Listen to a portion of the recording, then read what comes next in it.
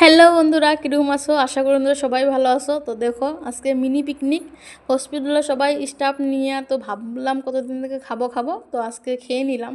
তো দেখো কি কি খাচ্ছি, মাংস, মাছ, তারপরে ডিম। তো দেখো তার মধ্যে আমার মেয়েও ফোন করে নিল, ভিডিও কল করলো, বললো মা কী করছো?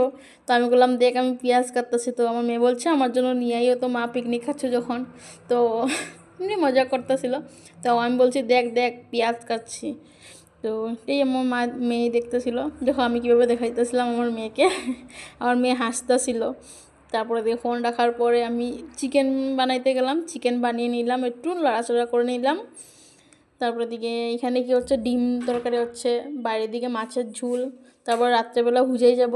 তো দেখো মানে অন্য জায়গায় যাব, তো তার জন্য রেডি হয়ে নিলাম।